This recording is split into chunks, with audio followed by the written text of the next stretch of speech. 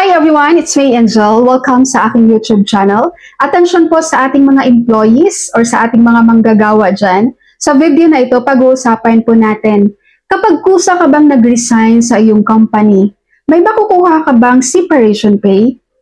Sasagutin natin tong comment ng viewer ko na itago ko lang ang pangalan niya. Sabi niya, "Ma'am, pwede pa ba makakuha ng separation pay pag kusang umalis ang empleyado? 17 years ka kasi sa work, walang mga benefits. Salamat sa sagot." Pero bago ko to sagutin, i-correct lang natin tong nag-comment, no? I think nagkamali lang kayo sa paggamit ng term na separation pay. I think you are referring for retirement pay. Kasi sabi mo, 17 years in the service ka na and kusa kang aalis or kusa kang mag-resign. Magkaiba kasi ang separation pay at retirement pay. Pag sinasabi nating separation pay, yun po ay termination of work due to authorized cause. Terminate ka sa trabaho due to authorized cause, katulad na lang ng closure of business, redundancy, retrenchment, installation of labor-saving devices. So kapag yan yung mga reason kung bakit ka na-terminate, ang tawag dun ay separation pay. Dahil babayaran ka talaga dyan ni company. So ngayon, sa retirement pay naman, base po sa batas natin, no, ang retirement age kasi natin sa Pilipinas ay 60 years old and up. At dapat meron kang minimum na 5 years sa company mo, 5 years in service sa company mo. Kapag pasok ka sa ganyan, pasok ka po sa retirement pay. Babayaran ka po ni company mo. Okay? So ang computation doon sa retirement pay ay kapag monthly basis ka, half of your monthly salary times number of years in the service. Pero kapag daily rate ka naman, ang computation doon, daily rate times 22.5 days times number of years in service. Sa nag-comment kung makakakuha ka ng retirement pay dahil 17 years ka sa kanila, depende po. Dahil hindi ko po alam kung kayo po ba ay pasok na sa retirement age. Kung hindi pa kayo pasok sa retirement age at nag-resign kayo ng kusa, wala kayong makukuhang retirement pay. Maliban na lang kung yung company mo na yan ay nag-o-offer sila ng retirement plan, kung meron silang retirement plan. May iba kasing company guys na may mga retirement plan, pero mas maraming company sa Pilipinas na wala talagang retirement plan. No?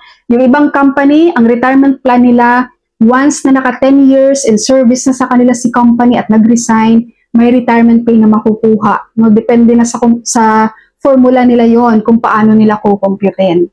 Pero may ibang company na wala talagang ino-offer na retirement plan. Kaya kapag umalis ka sa company mo nung wala ka pa sa retirement age, wala ka rin talagang makukuha ang retirement pay sa company mo. Ang makukuha mo lang doon ay yung final pay or yung last pay mo. Ano yun? Yung mga natitira mong remaining salary, unpaid overtime, 13th month pay na prorated, malamang yan, no? Kasi hindi mo na mabubuo yung isang taon yan. At kung ano pa yung mga allowance na meron ka sa company na dapat mong makuha. So sa tagal mo sa trabaho mo, 17 years ka, depende na rin sa company mo kung bibigyan ka ba ng additional pay. No? Kasi may ibang company naman parang sa pagiging loyal ng employee nila, pagdating sa last pay, nagdadagdag sila, like for example, 20,000, 30,000, 50,000. No? So depende na lang kung gaano ka-generous yung company mo. So ngayon, kapag ma-receive mo na yung payment sa'yo at walang retirement pay, ang nakukuha mo lang is yung last pay mo, hindi mo sila makakasuhan guys pagdating sa retirement pay. Kasi hindi ka pa naman pasok doon sa mandatory natin, sa batas natin, para tayo ay makakakuha ng retirement pay sa company.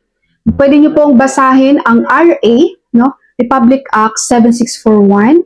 Yun po ay retirement law. Basahin nyo yun guys. Makikita nyo doon yung qualifications, paano tayo makakapag-claim ng retirement pay sa company natin. Yung sabi mo naman na walang benefits, any benefits yung company mo guys, grabe na tumagal ka ng ganun, 17 years na walang benefits yung company mo. You mean walang SSS, walang pag-ibig, walang PhilHealth? Naku, sayang naman yung taon mo na ginugol mo dyan sa company na yan tapos wala kang mga benepisyo. Sayang ang 17 years, di ba? Napakahalaga ng contributions natin sa SSS at pag-ibig. Dahil pagdating natin ng ating katandaan, ng senior na tayo guys, makakakuha tayo ng retirement claim dyan sa SSS at Pag-ibig. Alright po, that's all for my video for today. Thank you so much for watching everyone. God bless you all.